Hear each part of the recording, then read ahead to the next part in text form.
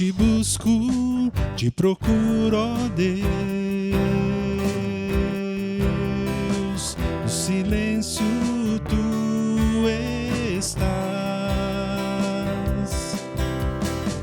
Eu te busco, toda hora espero em ti, revela-te a mim, conhecer-te eu quero mais. Senhor, te quero ouvir tua voz. Senhor, te quero mais.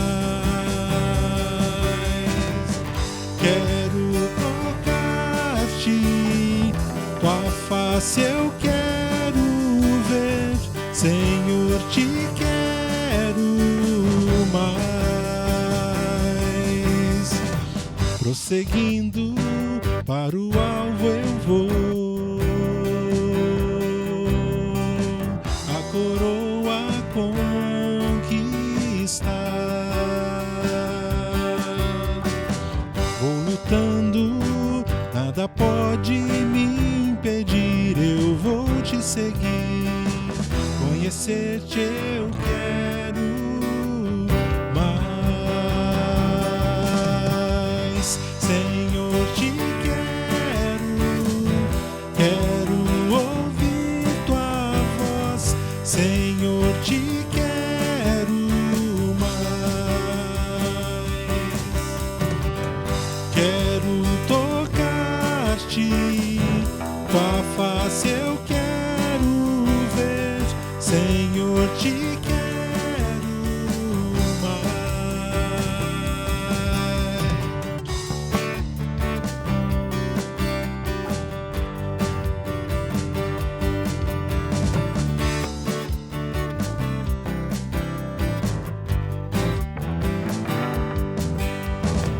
Prosseguindo para o alvo eu vou, a coroa conquistar. Vou lutando, nada pode me impedir, eu vou te seguir, conhecer-te eu quero mais. Senhor, te quero ouvir tua voz. Senhor, te quero mais. Quero tocar-te, tua face eu quero ver. Senhor, te quero mais. Senhor, te quero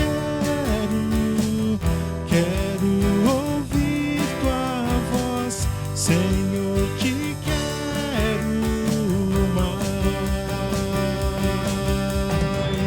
Quero tocar-te, tua face eu quero ver. Senhor, te quero mais.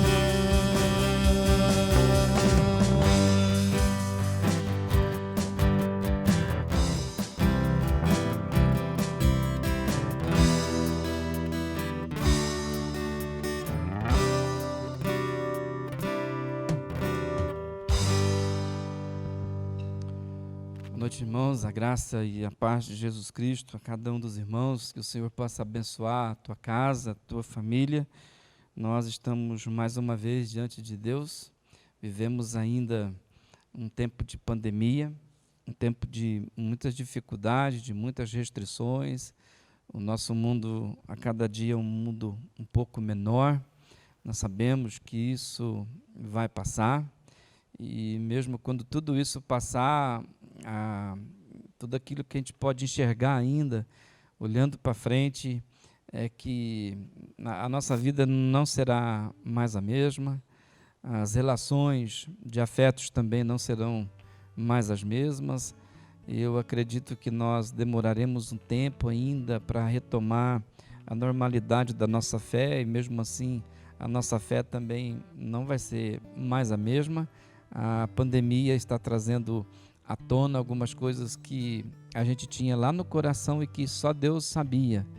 As pessoas que amam a Deus estão amando a cada vez mais a Deus. Aqueles que esperam pela volta de Jesus Cristo estão com os joelhos dobrados, pedindo para o Senhor voltar. Aqueles que amam a igreja, cada dia mais sente falta da igreja.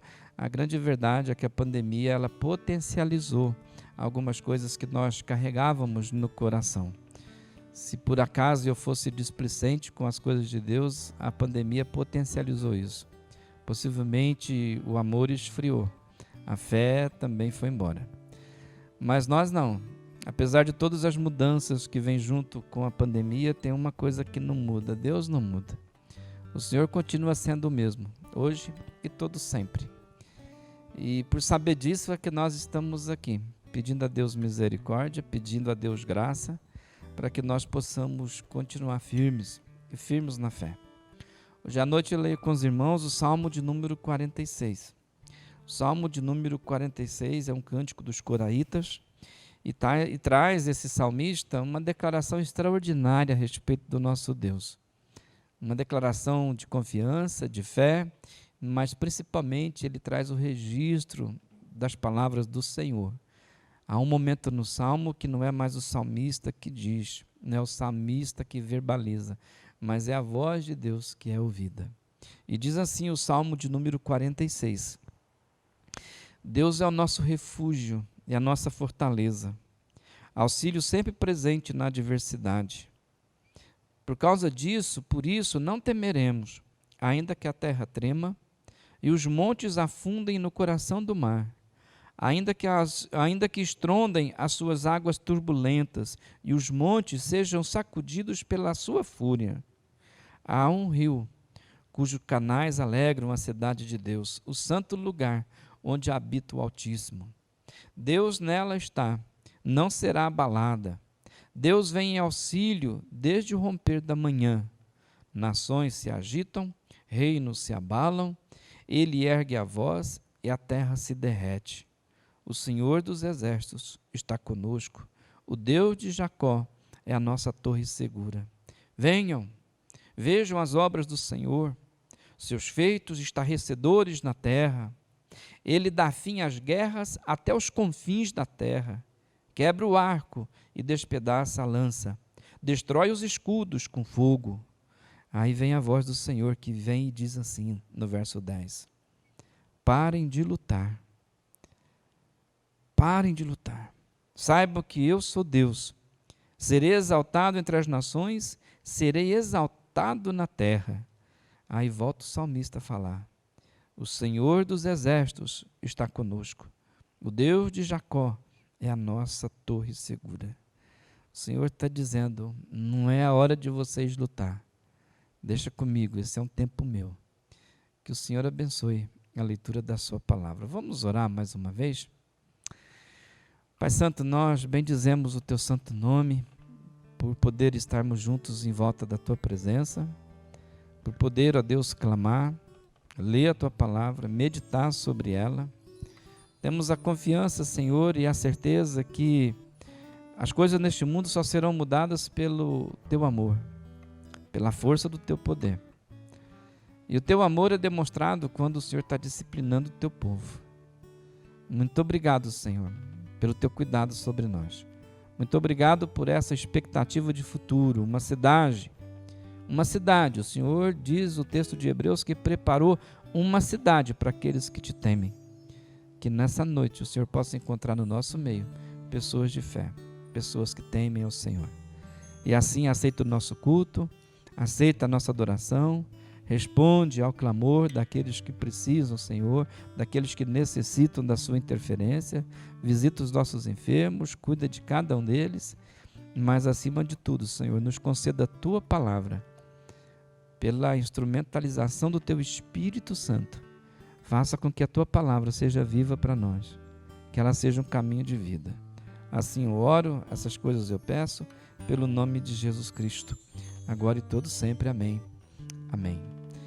Nós vamos continuar cantando, vamos continuar louvando o nome do Senhor. Você já viu na abertura do culto, né? A agência da igreja, a conta bancária, nós não estamos mais depositando aqui nossos dízimos, as nossas ofertas, nós estamos fazendo isso online, por meio dos meios eletrônicos, né? E eu dou graças a Deus porque aqueles que tinham fidelidade no Senhor foi potencializado. Como o Senhor na área financeira, na área de recursos financeiros, tem cuidado da igreja por causa da fidelidade dos irmãos. Nós louvamos ao Senhor por causa disso e cantamos a Ele.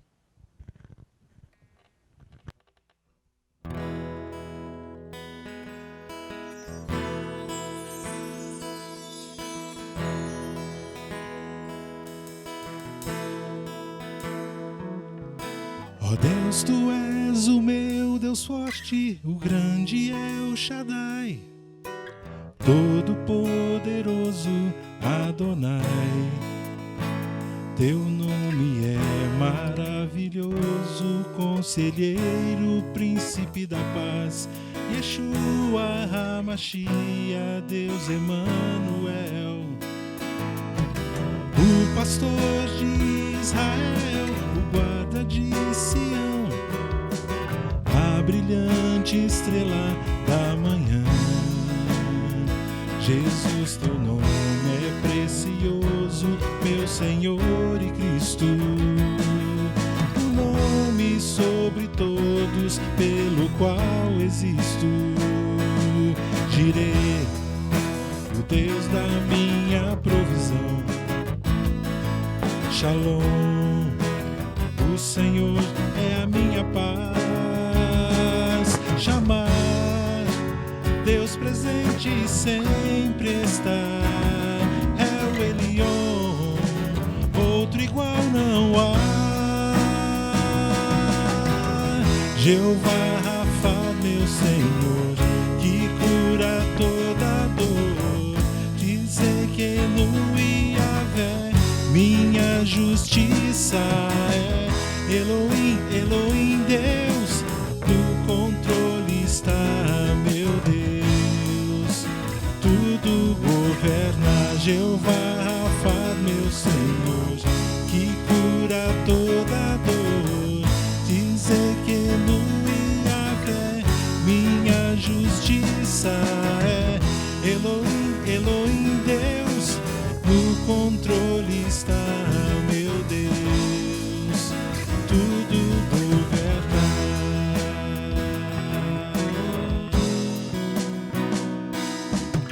O pastor de Israel, o guarda de Sião, a brilhante estrela da manhã. Jesus, teu nome é precioso, meu Senhor e Cristo, o nome sobre todos pelo qual existo. Jireh, o Deus da minha provisão. Shalom, o Senhor é a minha paz. Chamar, Deus presente sempre está. É o Elion, outro igual não há. Não há. Jeová Rafa, meu Senhor, que cura toda dor.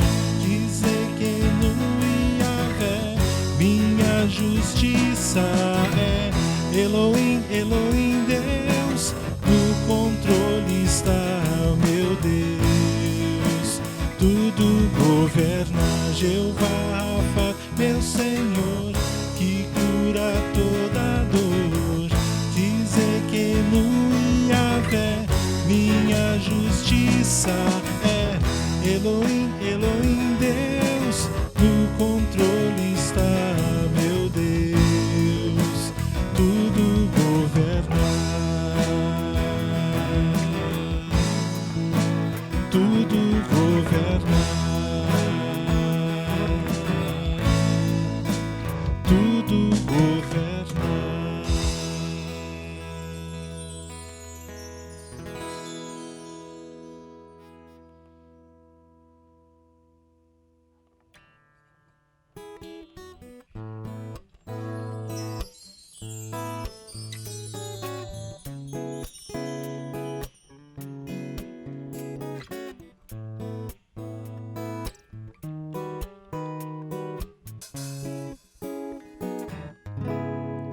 como descrever, como explicar o amor que vai de leste a oeste e nunca mais vai terminar. Tu me conheces bem, sabes quem eu sou. Não há como me esconder de ti, tu sempre sabes onde estou. É de coração tudo que eu disser, num hino de louvor a Jesus de Nazaré. Se as palavras não mostrarem como é grande a minha gratidão, mesmo assim, Senhor, receba o meu louvor, é de coração. Se eu fizer chover palavras de louvor,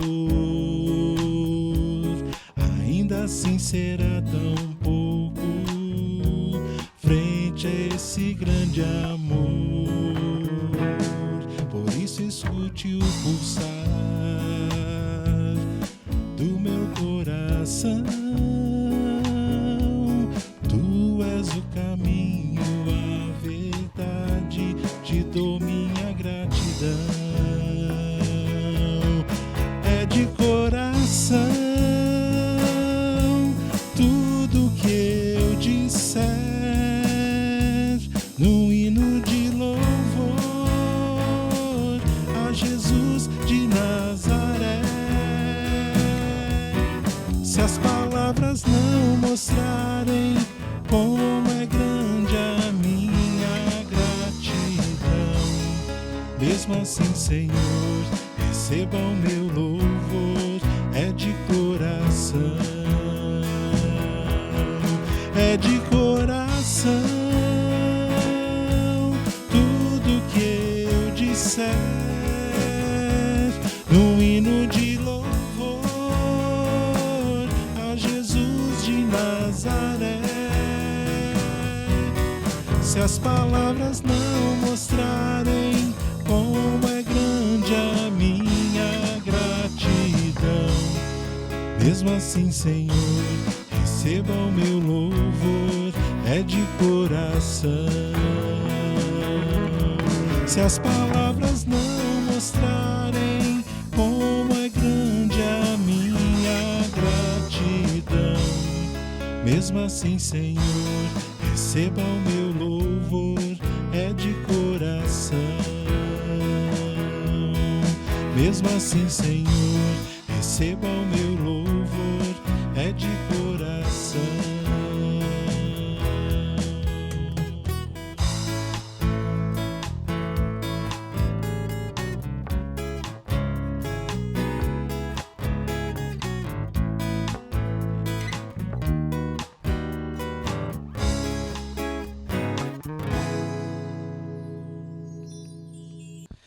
Amém. Louvado seja Deus por tudo que o Senhor tem nos feito. Nós vamos orar ainda. Gostaria de orar por aqueles que estão enfermos, orar mais uma vez aí pelo nosso país, por tudo aquilo que nós estamos vivendo. E eu gostaria de convidar você mais uma vez para a oração. Oremos ao Senhor. Pai Santo, nós, nessa noite, uma vez mais, nós erguemos as nossas vozes, nós queremos, Senhor, levantar um clamor em favor daqueles irmãos que precisam da Tua ajuda, que sofrem por enfermidades. E há tantas pessoas, Senhor, no nosso meio que precisam da Tua ajuda. Queria pedir pela irmã Selma em São Paulo, por causa da Covid.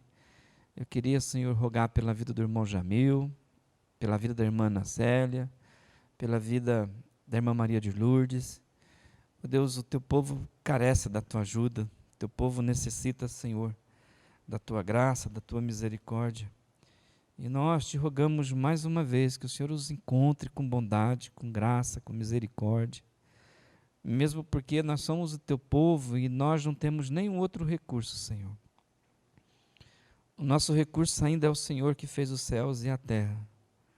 Nós ainda somos um povo que olhamos para o alto, porque nós temos absoluta certeza que é do alto que vem socorro. Por isso socorre aqueles que esperam em Ti, Pai. Responde a oração do Teu povo.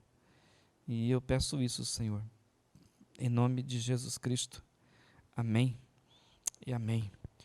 Hoje à noite eu gostaria de meditar com os irmãos na palavra de Deus, o texto que está no segundo livro de Reis, capítulo de número 19. No segundo livro dos Reis, capítulo 19, eu vou ler a partir do verso de número 14. E eu peço que você me acompanhe na leitura da Bíblia Sagrada. Segundo livro de Reis, capítulo 19, leitura bíblica a partir do verso de número 14. Diz assim a Bíblia Sagrada: Ezequias recebeu a carta das mãos dos mensageiros e a leu. Então subiu ao templo do Senhor e estendeu-a perante o Senhor. E Ezequias orou ao Senhor: Senhor Deus de Israel, que reinas em teu trono entre os querubins. Só tu és Deus sobre todos os reinos da terra. Tu criaste os céus e a terra. Dá ouvido, Senhor, e vê. Ouve as palavras que Senaqueribe enviou para insultar o Deus vivo. Em verdade, o Senhor, que os reis assírios fizeram de todas essas nações, e seus territórios um deserto. Eles atiraram os deuses delas no fogo e os destruíram, pois não eram deuses, eram apenas madeiras e pedras moldadas por mãos humanas. Agora, Senhor nosso Deus, salva-nos das mãos dele, para que todos os reinos da terra saibam que só tu, Senhor, é Deus. Que o Senhor abençoe a leitura da sua palavra. Hoje é quarta-feira, nós chamamos, pelo menos é a tradição batista, de dizer que na quarta-feira é o nosso culto de oração. É um tempo onde nós não temos nenhum problema em colocar os nossos pedidos uns diante dos outros. Nós somos o povo que cremos em algumas coisas. Por exemplo, nós cremos que devemos clamar uns pelos outros. Nós cremos que o Espírito Santo de Deus, que ele separa entre o próprio povo de Deus, intercessores. E eu acho isso extraordinário, porque nós estamos assim cumprindo os mandamentos do Senhor, que são mandamentos recíprocos, aquilo que nós devemos fazer uns pelos outros. Então, na quarta-feira é um dia que nós colocamos os nossos pedidos. Eu sei que nós estamos impedidos de fazer isso, mas a palavra de Deus também nos diz que o Senhor de longe entende os nossos pensamentos. Nós continuamos aqui firmes na nossa fé, firmes no culto de oração, sabendo que o Senhor conhece aquilo que passa no nosso interior, que Ele sabe das nossas necessidades, e no tempo certo, no tempo dEle, Ele supre cada uma das nossas necessidades. Então, hoje à noite, eu também volto a falar a respeito de oração, em especial sobre a oração do rei Ezequias. Ezequias, ele foi um excelente rei para Israel. E o rei Ezequias, ele enfrentou pelo menos 4 crises na sua vida.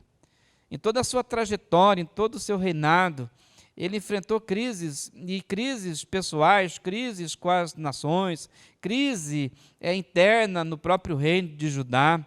Mas em todas as crises que o rei Ezequias passou, ele permaneceu firme. Isso diz muito a respeito dele, Ezequias. E essa oração que nós acabamos de ler, aqui narrada e escrita pelo livro dos Reis, no capítulo de número 19, ela não apenas está no livro de Reis, mas ela também está no livro do profeta Isaías, ela está no capítulo 18 de 2 Reis, ela está no capítulo 19, ela está no livro de Crônicas, no capítulo de número 32. São vários textos que se referem a ela. E para o nosso entendimento, eu vou dar uma pincelada nesses textos para que possamos compreender hoje como é que esses autores bíblicos olharam para esse fato que o rei Ezequias estava vivendo, essa crise aqui. E eu vou me valer desses textos também para a nossa meditação.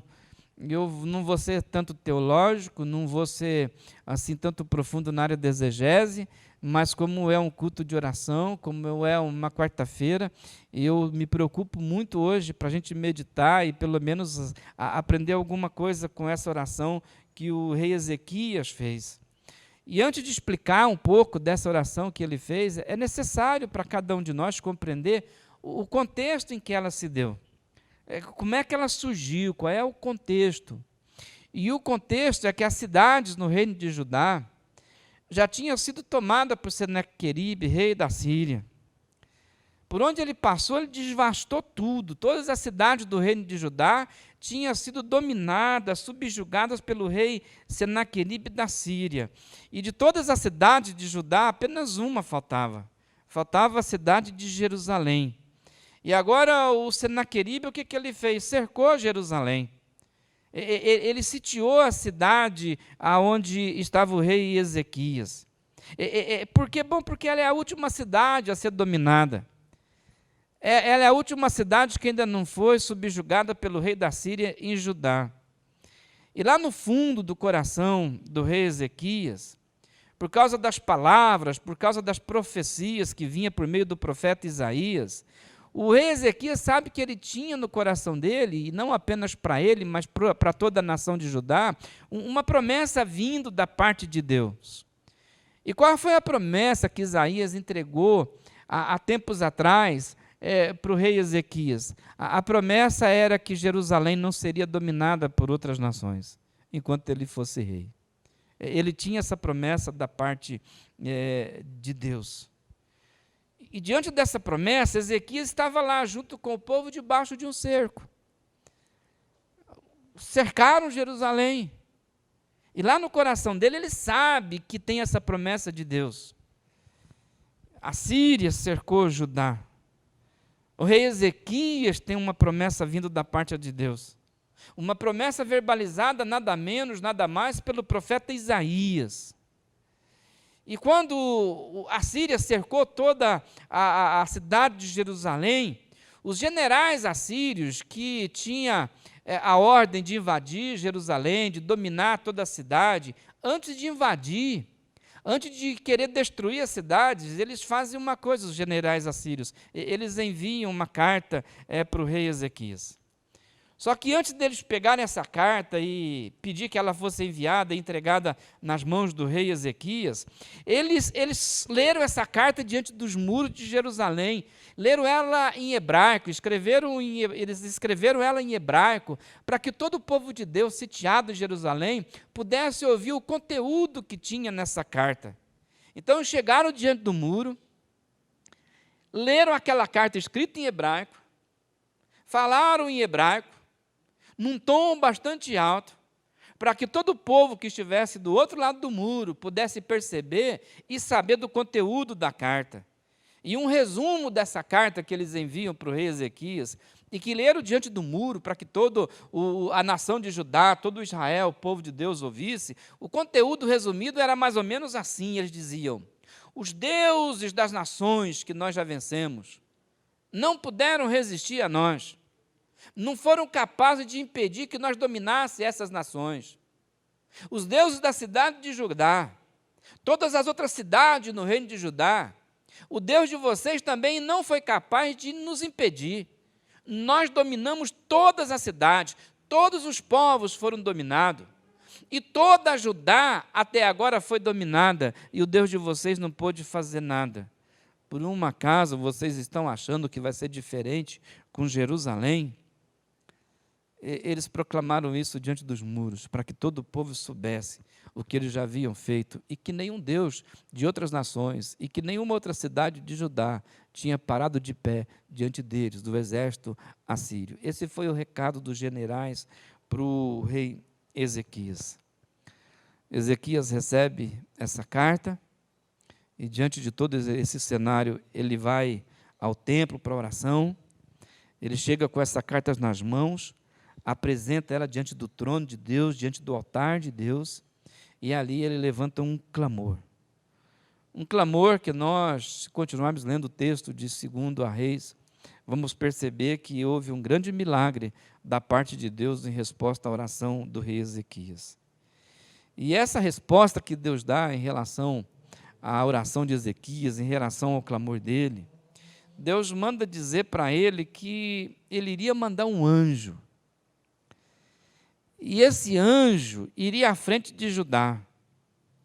E Judá não precisaria pegar numa espada, numa lança e nenhuma arma para ir para a batalha contra os generais e o exército sírio. Mas que o Senhor iria lutar por eles. E diz o texto que numa só noite, o anjo do Senhor, ele destruiu, ele matou 135.000 soldados do deserto sírio. E Judá não precisou pegar em nenhuma espada, em nenhuma arma. E todo o exército sírio foi derrotado, se colocou em fuga. Então, hoje à noite, eu gostaria de olhar para essa oração, só que eu gostaria de olhar numa perspectiva diferente daquilo que nós pensamos a respeito de oração. Por quê? Porque quando nós olhamos para a Bíblia Sagrada e nos dedicamos a meditar nela, a respeito dos milagres que Deus tem feito, que Deus fez, como é que Deus respondeu a oração daqueles que clamaram, daqueles que pediram alguma coisa em oração, a gente tem a tendência de olhar para os milagres que Jesus fez, pelas intervenções que Deus fez na Bíblia Sagrada, e a nossa tendência é imaginar ou ficar pensando que essas respostas de Deus, que a intervenção de Deus em resposta à oração daqueles que clamaram na Bíblia Sagrada, que essas respostas, elas vieram sem lutas, por parte daqueles que pediram. Que essas respostas de oração que Deus deu, a intervenção divina em resposta a um clamor, que ela veio sem uma intensa batalha daqueles que oraram a respeito da sua própria fé. Nós olhamos assim que as pessoas apenas orou e Deus atendeu, mas a gente não percebe que nenhuma dessas intervenções de Deus vieram sem luta daqueles que estavam orando, vieram sem batalhas internas no coração, na mente, daqueles que dependiam de Deus. Alguns teólogos do passado, mas principalmente os teólogos da atualidade, dos dias de hoje, eles tentam fazer a gente crer que a vida de oração, que a vida cristã, que andar com Deus é como se a gente caminhasse por um tapete vermelho, onde nós somos ali às estrelas e que nada pode acontecer com a gente, que a nossa vida cristã é uma trajetória andando em tapete vermelho, aonde nós somos ali às estrelas, os holofotes estão sobre nós e nada de mal vai nos acontecer, mas isso não é bíblico, não é assim que acontece na Bíblia Sagrada. Então, hoje à noite, o meu objetivo, assim, é te ajudar a perceber que as respostas, a intervenção de Deus, quando vem, ela vem, mas aquele que estava orando, que clamando, pedindo a Deus, teve luta no coração deles. Ezequias é um homem que entra para orar no templo, mas tem uma luta no seu coração. Tinha batalha sendo travada na mente do rei Ezequias. E todas essas lutas, todas essas batalhas, ela tinha um campo onde ela acontecia. A saber, o campo da fé. A saber aquilo que nós cremos a respeito de Deus. E pode ser que hoje à noite, isso também pode estar acontecendo com você, e você está orando, pedindo a Deus certas coisas, são coisas importantes, mas há um conflito. Tem luta sendo travada no teu interior. Havia lutas no coração do rei Ezequias. Havia lutas. Ezequias é um homem de Deus. Ele é um homem que clamou a Deus. O Senhor respondeu a sua oração, interveio de forma sobrenatural. Mas antes de responder a oração do rei Ezequias, havia luta no coração de Ezequias. A oração de Ezequias é acompanhada por batalhas internas que aconteciam na mente e no coração dele. Havia batalhas sendo travadas no campo da fé do coração do rei Ezequias enquanto ele orava.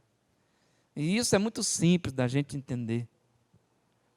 Porque ele, Ezequias, ele vivia pelas promessas que tinha recebido de Deus.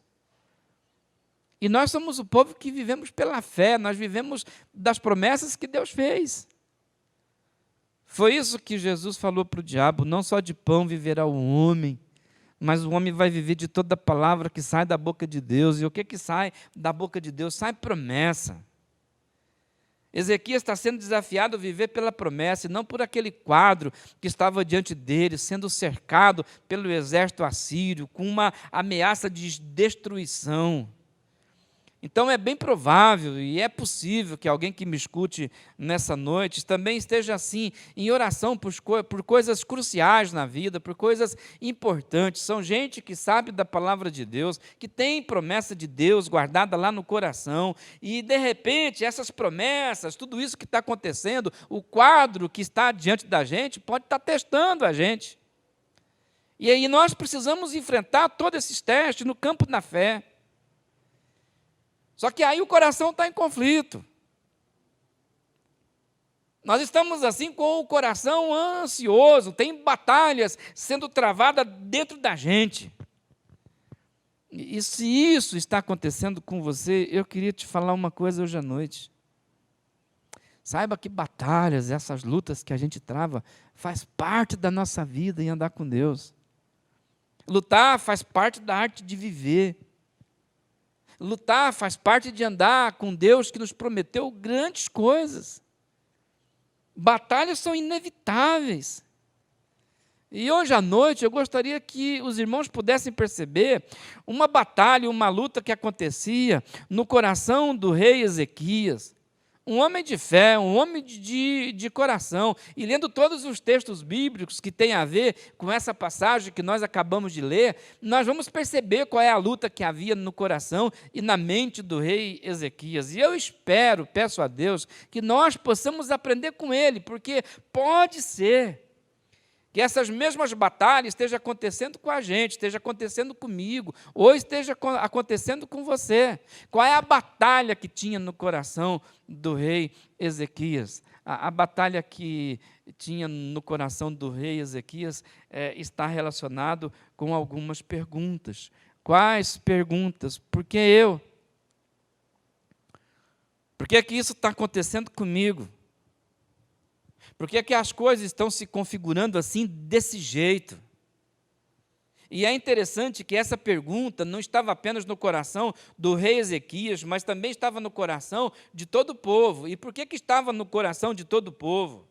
Estava no coração de todo o povo pelo simples fato de que o rei Ezequias é um homem de Deus. Era um homem temente a Deus.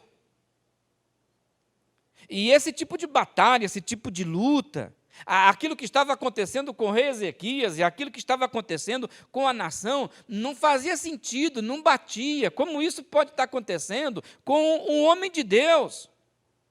O nosso rei é um homem de Deus. O nosso rei ele tem uma fidelidade extraordinária em relação ao Altíssimo, então não bate. Por que nós estamos passando? Por isso que nós estamos passando. Por que isso está acontecendo?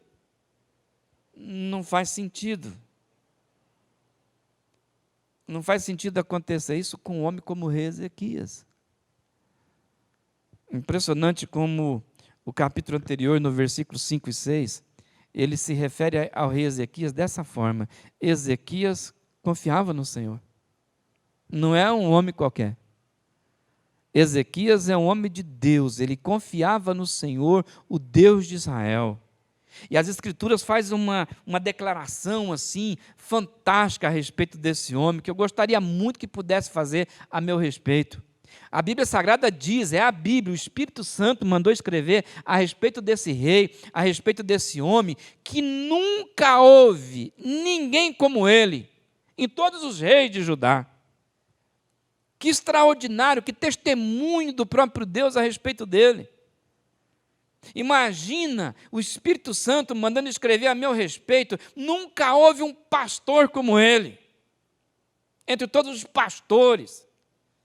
E aqui a Bíblia Sagrada está testemunhando, nunca houve ninguém como ele, em todos os reis de Judá. Não teve nenhum rei que nem ele. E não teve ninguém depois dele, igual a ele. E aí explica, ele se apegou ao Senhor. E é impressionante quando você investiga esse verbo, apegar. É como se dissesse assim, ele se enamorou do Senhor. Se enamorou. Ele se apegou ao Senhor e não deixou de segui-lo. Ele obedeceu os mandamentos que o Senhor tinha dado para Moisés. Ele obedeceu. Rei Ezequias começou a reinar muito jovem. Ele subiu ao trono quando tinha 25 anos de idade. E quando subiu ao trono, ele tomou uma decisão no coração. E qual foi a decisão que ele tomou no coração? Eu não quero ser que nem o meu pai. Eu quero ser alguém diferente do meu pai.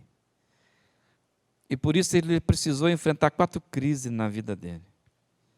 E essa é a primeira crise que ele tem que enfrentar, a crise da dúvida enquanto ora. O pai do rei Ezequias foi um homem apóstata. O pai do rei Ezequias, ele foi alguém que abandonou a palavra de Deus. Ele abandonou os caminhos de Deus. E como consequência disso tudo, ele também fez o povo abandonar a palavra de Deus. E o rei Ezequias, quando assume o trono do pai dele, ele faz uma grande reforma espiritual em Judá. E ele colocou essa reforma espiritual de voltar o povo para Deus como missão da sua vida. Então a palavra de Deus vai dizer que ele era um homem zeloso pelas coisas de Deus, pela lei de Deus, pelos mandamentos de Deus. Ele projetou como propósito da vida dele como rei, trazer todo o povo outra vez para o Senhor, outra vez para o culto verdadeiro. E o povo se voltou para Deus. Os balaíns dos montes foram tirados. Os postes ídolos foram destruídos. Novamente o povo se apegou à palavra, novamente o povo se apegou a Deus.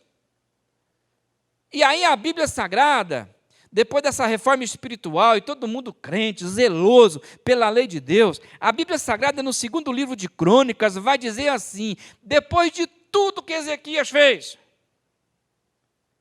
depois de restaurar a espiritualidade em Judá, depois de tanta fidelidade com as coisas de Deus, depois de ser fiel aos mandamentos de Deus, depois de uma adoração verdadeira, depois de um serviço sincero, de uma liturgia correta, depois de tudo aquilo,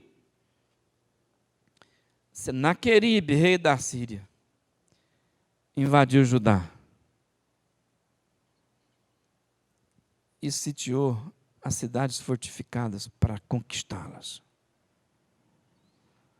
O autor bíblico está fazendo questão de dizer para a gente, pessoal, depois de tudo que esse homem fez, depois de todos os seus atos de fidelidade, depois de uma fé assim extraordinária como essa, depois de tanta confiança que ele tinha em Deus, sabe o que aconteceu? Veio o inimigo e tomou tudo. Então o povo está dizendo, por quê? Não faz sentido. A gente fez tudo certinho. Nós abandonamos a idolatria. Nós voltamos para o serviço ao nosso Deus vivo e verdadeiro. Nós nos apegamos ao Senhor. Nós somos aqueles que obedecem à sua palavra. Então por quê? Por que isso? Por que isso está acontecendo com a gente? Essa é uma luta, irmãos. Essa é uma batalha muito ferrenha. Essa é uma luta que acontece na nossa mente, na nossa maneira de pensar. E o inimigo, ele vem questionando a gente quando nós começamos a perguntar o porquê. Por que eu sou uma pessoa fiel a Deus e está me acontecendo isso? Por que apesar de todo o meu amor às coisas de Deus, eu estou passando pelo que eu estou passando? E o diabo, nosso inimigo, ele começa a nos questionar. Escuta, será que vale a pena mesmo você servir ao Senhor? Do que adianta você ter tanta fidelidade se as coisas estão acontecendo para você do jeito que estão acontecendo? Eu não sei, irmãos, mas eu já passei por isso. Eu falava assim para Deus, Deus, eu estou fazendo tudo certo. Eu estou andando com fidelidade, eu me apeguei ao Senhor, então por quê? E chega um momento assim que o diabo coloca isso no nosso coração, porque colocou no meu e pode colocar no seu. Então de que adianta ficar servindo ao Senhor? Do que adianta o zelo? Do que adianta eu me apegar à sua palavra? Eu não sei se isso já aconteceu com os irmãos, mas a gente está lá vivendo na fidelidade, vivendo o nosso compromisso com Jesus, o compromisso com a igreja, e, bom, as coisas não vão bem. As coisas não caminham como a gente gostaria que caminhasse. A gente começa a fazer as coisas e as coisas não dão certo. E aí vem uma voz que começa a questionar a nossa fé. Escuta, apesar da sua fé, apesar da sua fidelidade, as coisas não estão saindo como você planejou. Você está achando que vale a pena ser discípulo de Jesus? Você acha que vale a pena servir a Ele? Você acha que vale a pena você ser crente? Essa voz, ela emerge no nosso coração, na nossa mente. O inimigo está ali questionando a gente. Vale a pena servir a Deus? Vale a pena a sua fidelidade? Vale a pena essa sua dedicação? Vale a pena realmente você estar orando? Vale a pena realmente você meditar na palavra de Deus, ter compromisso com a palavra? Vale a pena você ter compromisso com a primeira igreja batista em Franca? Vale a pena você se dedicar a ela? Essa voz fica no nosso coração, irmãos. Esse é um ataque diabólico constantemente, que fica colocando dúvida no nosso coração, na nossa mente, se vale a pena a gente servir a Deus. E sabe por que o diabo faz isso? Porque ele coloca em xeque as nossas motivações. Você lembra da história de Jó? Jó tem um dia que ele é visitado pelas forças satânicas. E as forças satânicas só visitaram a vida de Jó porque Deus permitiu. Porque o diabo colocou um questionamento diante de Deus. Naquela época em que os anjos se reuniam com o Senhor para prestar conta, o diabo veio entre eles. E Deus faz uma pergunta para o diabo que eu não gostaria que ele fizesse a mesma pergunta a meu respeito para ele. Deus perguntou: você viu o meu servo Jó? O diabo diz: eu vi. Deus disse: você viu como ele é fiel e temente a Deus? O diabo questiona os motivos de Jó, e o diabo diz para Deus: também o Senhor cercou de bens. Ele é cercado de cuidado pelo Senhor de todos os lados. É claro que ele tem que ser temente ao Senhor, é claro que ele tem que te considerar nos caminhos dele. O Senhor cuida dele demais. Tira esse cuidado dele para o Senhor ver se ele vai continuar te servindo, continuar sendo fiel. O diabo está dizendo para Deus: o Jó, ele é temente ao Senhor por aquilo que o Senhor dá para ele, não pela pessoa que o Senhor é.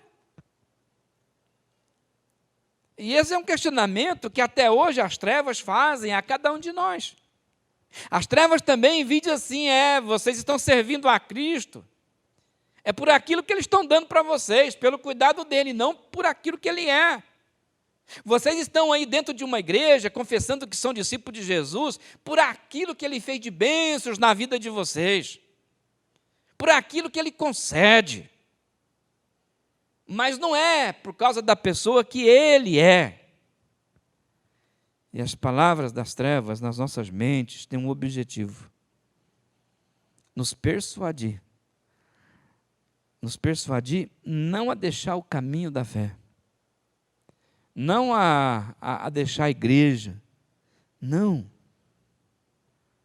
Mas as trevas têm um objetivo para dizer para a gente assim: você não precisa desse compromisso que você tem com Deus.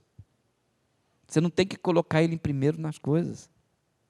Você não precisa ter fidelidade com a igreja. Igreja tem que ser um lugar que você vai quando dá certo, entendeu? Servir a Deus é quando você tiver tempo. Você não pode ter isso no coração de querer servir a Deus. Então ele não tenta me tirar do caminho da fé, não me tenta tirar da igreja. Ele só fica dizendo para mim que eu não preciso ter compromisso. A igreja, Deus, as coisas de Deus, não precisa ser prioridade. Jesus ensinou isso para a gente. Jesus, no Evangelho de Marcos, capítulo de número 4, quando ele vai contar a parábola... Volta mais um, por favor. Isso. Mais um. Mais um. Pode passar mais um. Não, você voltou tudo aí. Mas lá no Evangelho de Marcos, né? Aí, isso, capítulo 4, Jesus, quando está contando a parábola do semeador, ele termina dizendo assim, né? Ele vai dizer que tem algumas pessoas que são como aquela semente que caiu em terreno pedregoso. E aí o Senhor vai explicar. Ele vai dizer que tem discípulo que é mais ou menos assim, que quando surge alguma tribulação, alguma luta, alguma perseguição, alguma dificuldade por causa da palavra, logo eles abandonam. Abandonam o quê? A palavra, abandonam a fé. Logo eles abandonam. É só surgir uma dificuldade. É só surgir uma luta que eu começo a questionar se vale a pena ser crente. Porque é bom, porque o meu coração é um solo assim, pedregoso.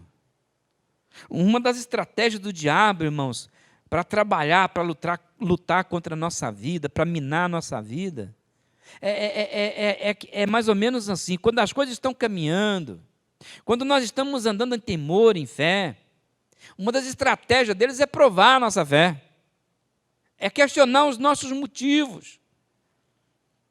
Vem as provas de quem? Do tentador.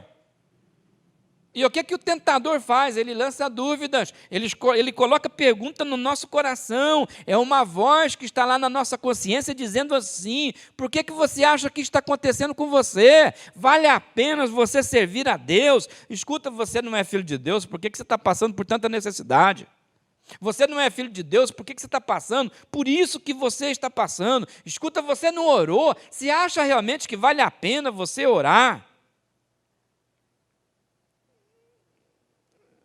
Nós somos provados pelo tentador, irmãos.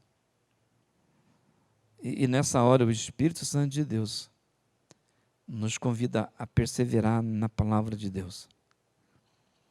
Não tem nenhum tapete vermelho para a gente andar no caminho da vida, irmãos. Lá no Evangelho de João, capítulo 16, verso 33, o Senhor disse que no mundo nós teríamos aflições. Jesus está dizendo, eu estou dizendo isso enquanto estou no mundo. Eu estou dizendo para que vocês tenham paz. Nesse mundo aqui, nessa realidade de vida, vocês vão ter aflições. Vocês vão passar por crise. Vocês vão passar por coisas difíceis. Vai fazer parte do caminhar comigo, vai fazer parte do meu discipulado. Me perseguiram, vão perseguir vocês também.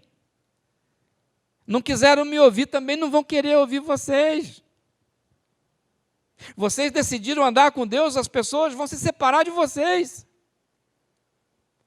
Vão resistir a vocês, aconteceu comigo. Isso faz parte do nosso discipulado, faz parte do nosso caminhar com Deus. Boa parte daquilo que nós sofremos na vida, irmão, faz parte, é consequência da nossa fidelidade a Deus. E por causa da nossa fidelidade, do nosso compromisso com Deus, de vez em quando, a gente é colocado na fornalha.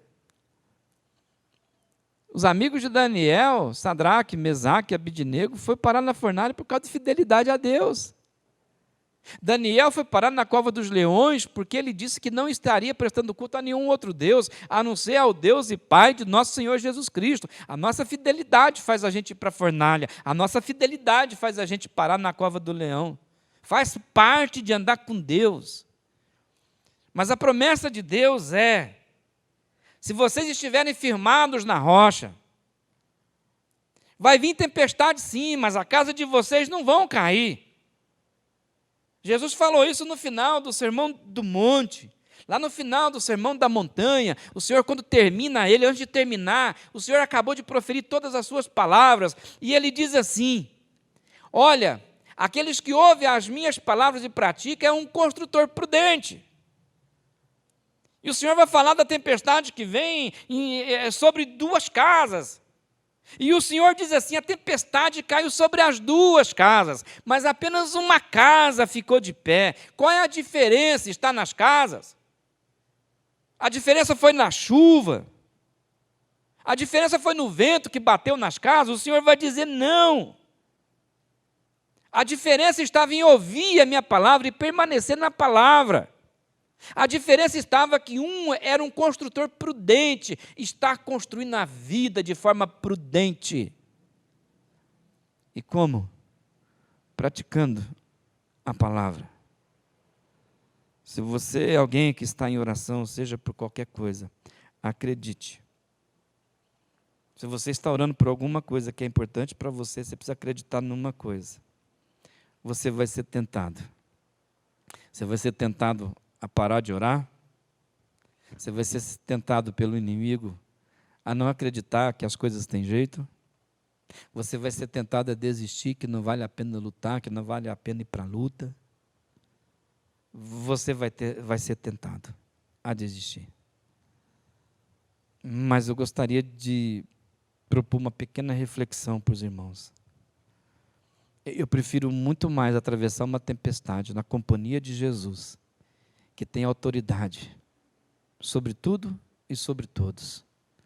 Porque num momento qualquer ele pode dizer, cala-te para o vento, para a tempestade. E a qualquer momento ele pode pronunciar, sossegai. Então é muito melhor atravessar a tempestade com Jesus do que atravessar uma tempestade sozinho no meu barco. Não pode, irmãos. No nome de Jesus, não fica desanimado, não. Continua olhando para Cristo. No nome de Jesus, acredite, você não está sozinho. O Senhor continua sendo uma rocha. Ele prometeu que estaria conosco, e acredite, Ele vai estar conosco.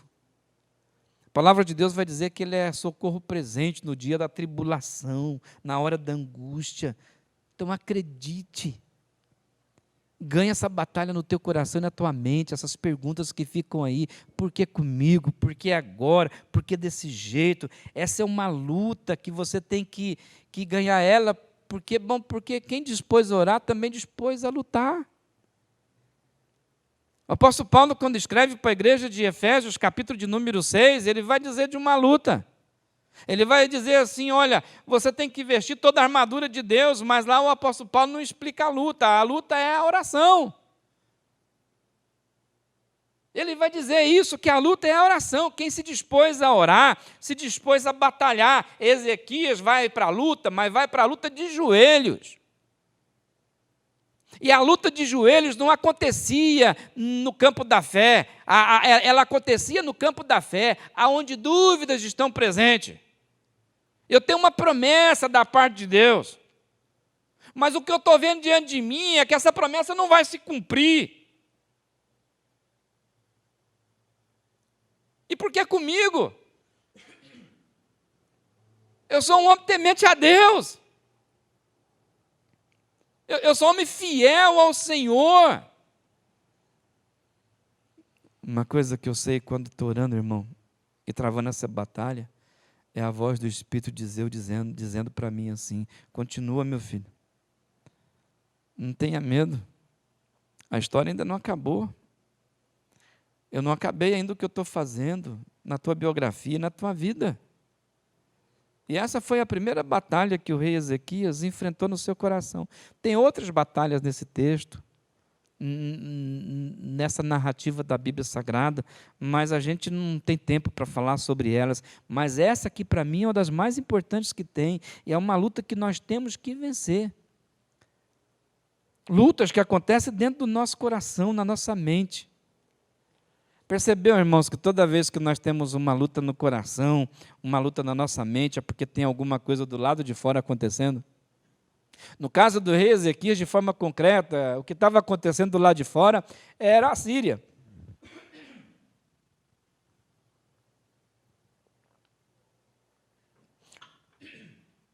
Ezequias tem uma luta interna, mas do lado de fora estava acontecendo alguma coisa. Quando a gente tem uma batalha interna, é porque também tem alguma coisa acontecendo de forma concreta do lado de fora da gente. No caso do rei, é a Síria. Estava lá, é concreto.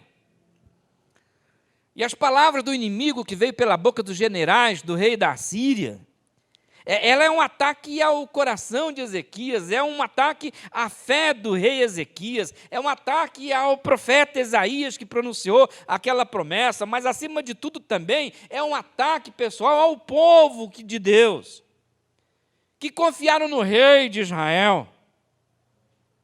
São homens piedosos, homens de oração, e o povo confiou nele. E o ataque do inimigo, quando manda aquela carta, será que isso que está acontecendo com a gente é castigo? Por que isso está acontecendo com a gente? E nós precisamos aprender a vencer essas dúvidas que minam a nossa fé, que deixa a gente plantado na vida e deixa a gente assim, sem reação nenhuma ao que está acontecendo do lado de fora. O Ezequias me mostra um caminho para a gente vencer essas batalhas travadas no coração e na mente. O que Ezequias fez? Ele intensificou a vida dele com Deus. Ele foi para a intimidade com o Senhor. E talvez nós já saibamos porque isso é importante. Porque a Bíblia Sagrada diz que o amor afasta todo medo. Que o amor dissipa as dúvidas, porque dúvidas geram medo. O medo se apoia nas dúvidas, nas perguntas que nós fazemos para nós mesmos e não temos respostas. O rei Ezequias foi para o templo, ele mostra a carta para Deus, coloca ela no altar, se afasta um pouco do altar, dobra o joelho e vai para a oração. Se dedica a orar. Ezequias, quando foi se dedicar à oração, algumas coisas ele já tinha feito por causa do cerco. O rei Ezequias, ele já tinha guardado comida, estocado alimento.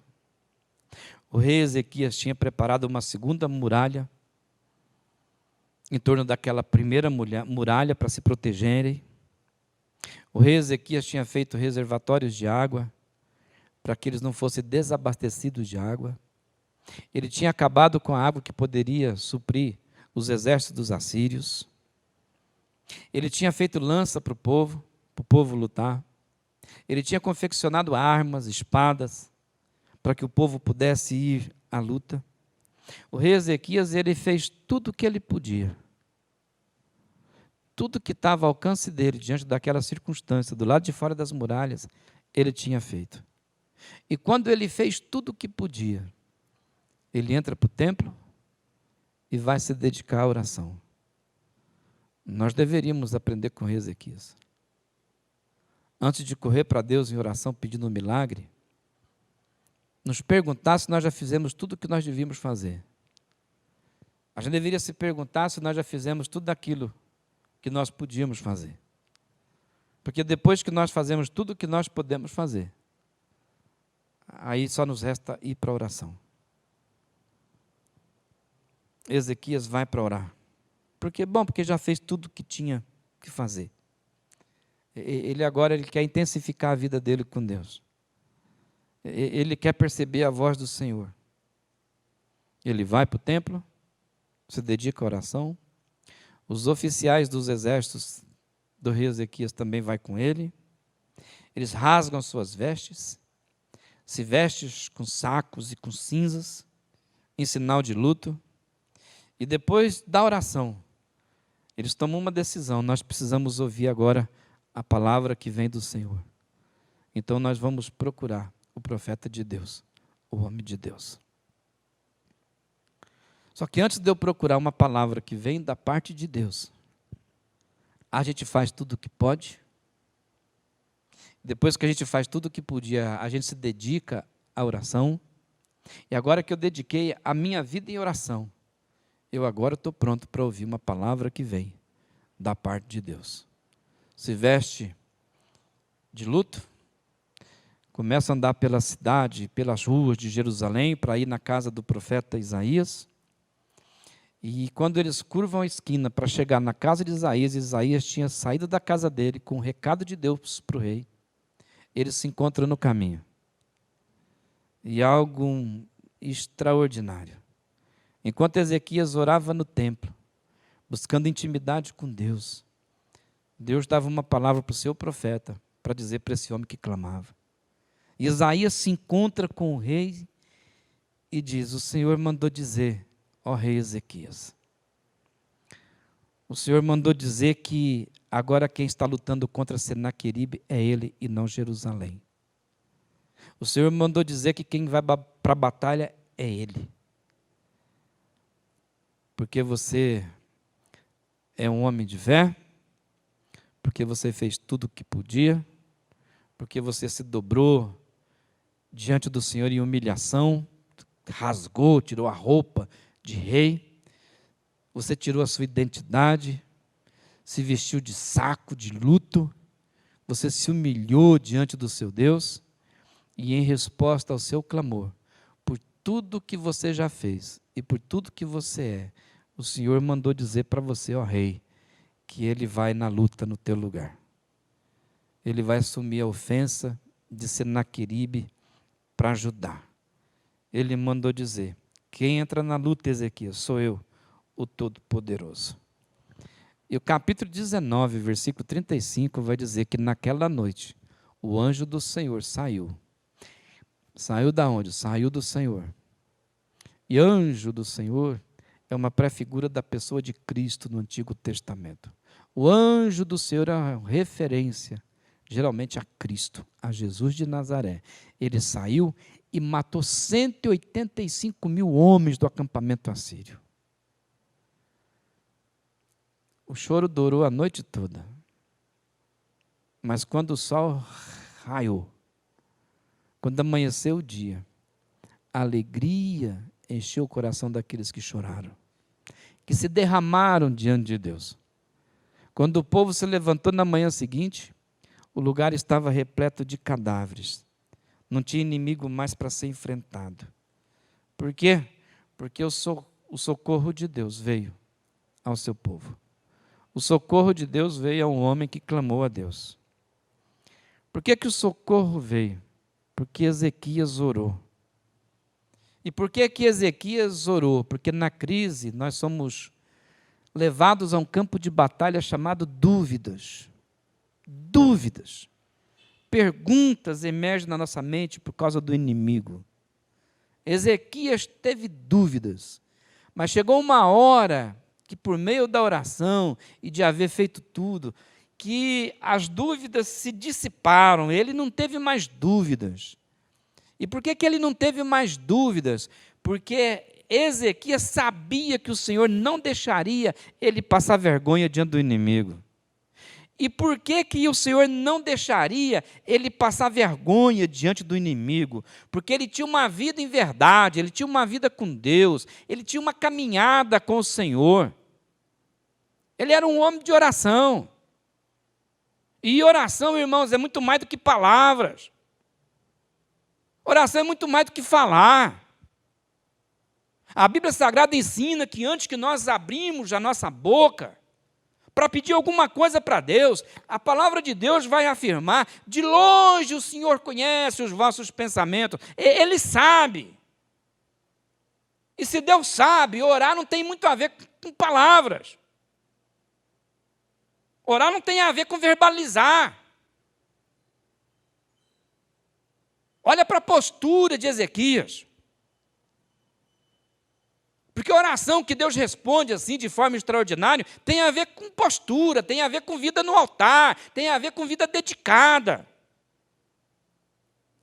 Significa aquilo que eu faço de segunda até sábado, tem a ver com postura, então tem a ver com a forma como eu lido com dinheiro.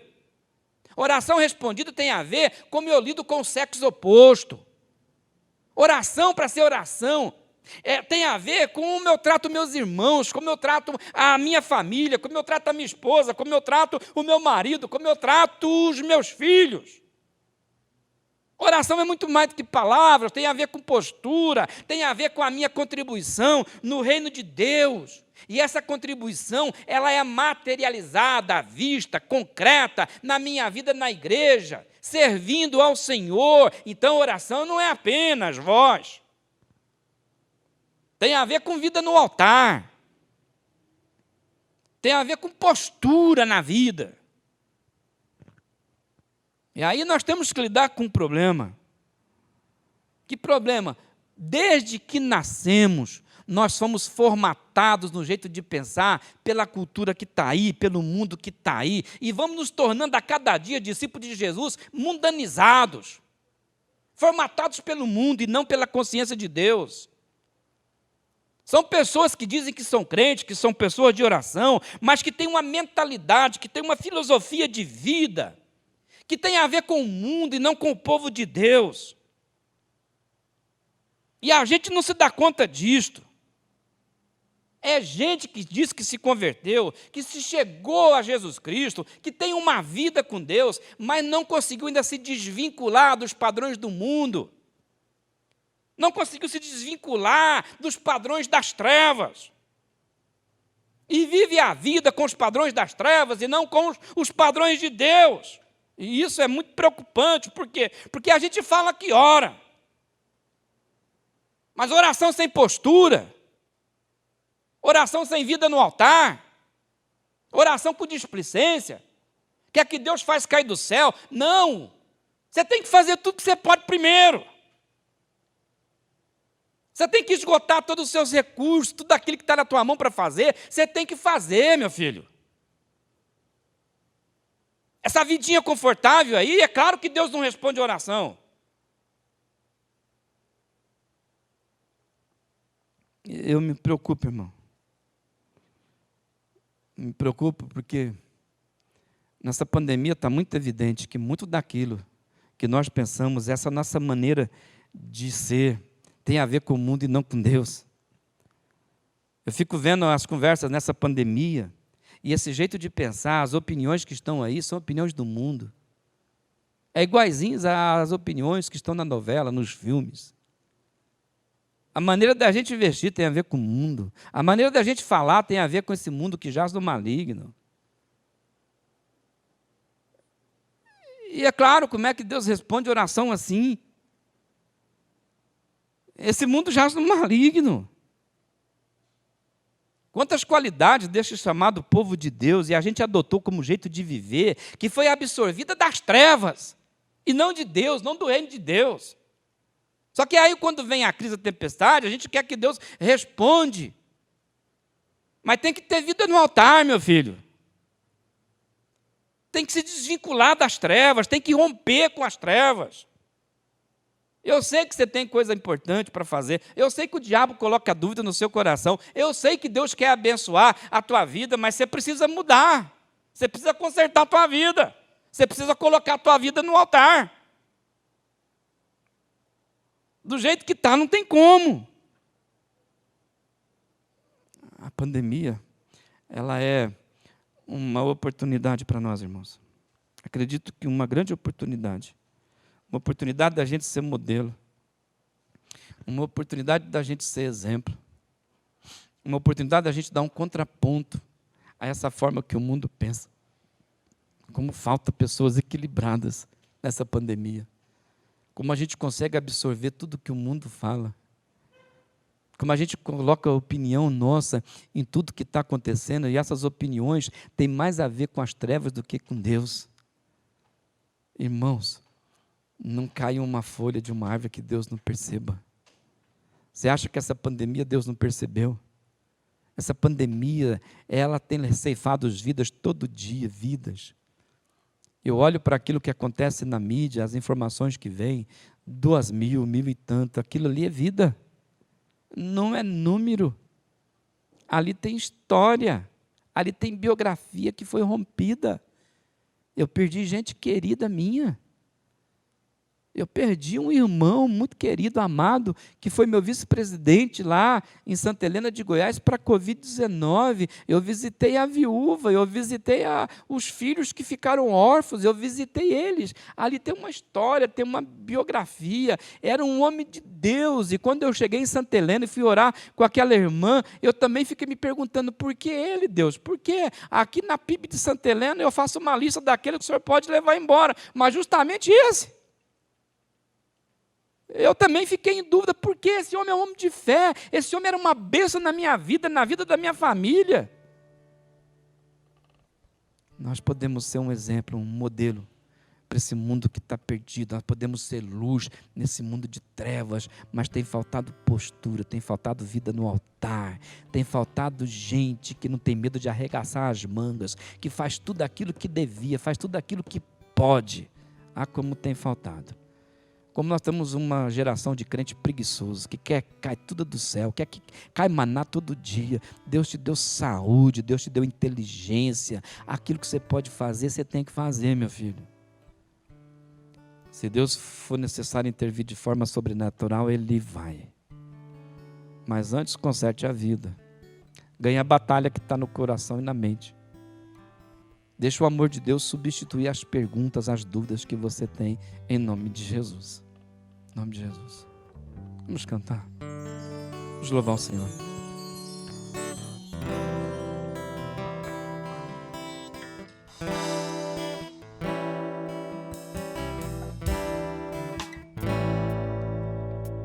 Situações nessa vida me fazem sentir que não sou forte a ponto de até resistir. Nesses terríveis momentos, os maus pensamentos me querem levar a um extremo de vida que meu equilíbrio se deixe enganar.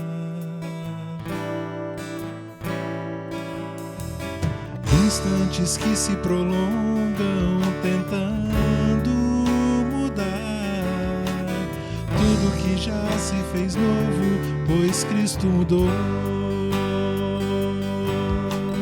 Tentando hoje trazer o que eu tento esquecer. Sou vencedor e ninguém poderá me deter, pois eu sei que jamais eu provado serei, além do que eu possa suportar. E se ainda eu cair e pensar que é o fim, Jesus me ergue e segue junto a mim.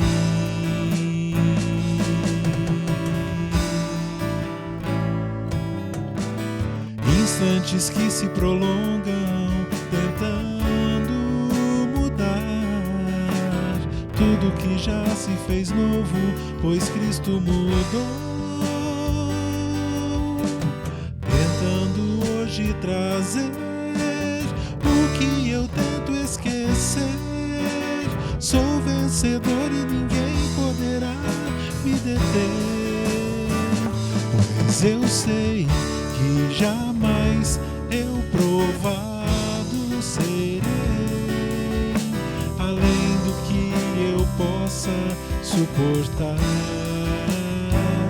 E se ainda eu cair e pensar que é o fim, Jesus me ergue e segue junto a mim.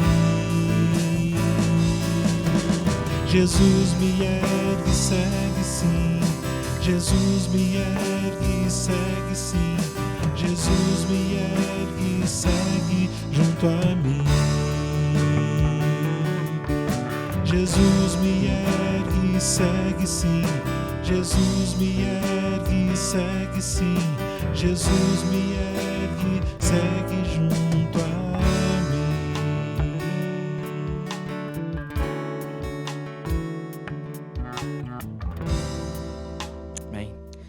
Estamos encerrando o nosso culto nessa noite. Nosso Deus é um Deus que responde oração. O nosso Deus é um Deus que tem a mão estendida na direção do seu povo. O único impedimento para o Senhor abençoar a minha vida e fazer o que Ele quer fazer na minha vida é a minha incredulidade. É a minha postura diante dEle. Os homens de Deus vão passar por lutas. Jesus nunca enganou ninguém a esse respeito. Ele garantiu que era conosco. Ele garantiu que seria conosco. E não importa qual é a luta que nós estamos travando. Se tem uma batalha que a gente tem que ganhar primeiro, é a batalha que se instala no nosso coração e na nossa mente. Porque é aí que o inimigo ataca. Nós não temos mais nenhum general Senaqueribe para cercar a nossa cidade. Mas nós temos inimigos muito mais sagazes, que não cerca nenhuma cidade, mas que pode cercar nossa mente e o nosso coração. Que são dúvidas se está valendo a pena servir ao Senhor. Se vale a pena nos dedicarmos às coisas de Deus. Por isso eu te convido para orar nessa noite mais uma vez. Pai Santo, nós somos gratos a Ti pela Tua palavra, que esclarece que o justo sofre, que o justo também tem que enfrentar a crise. Mas muito obrigado também, que a tua palavra deixa muito claro que nós jamais seremos abandonados nas nossas lutas, que jamais seremos sozinhos na caminhada da fé.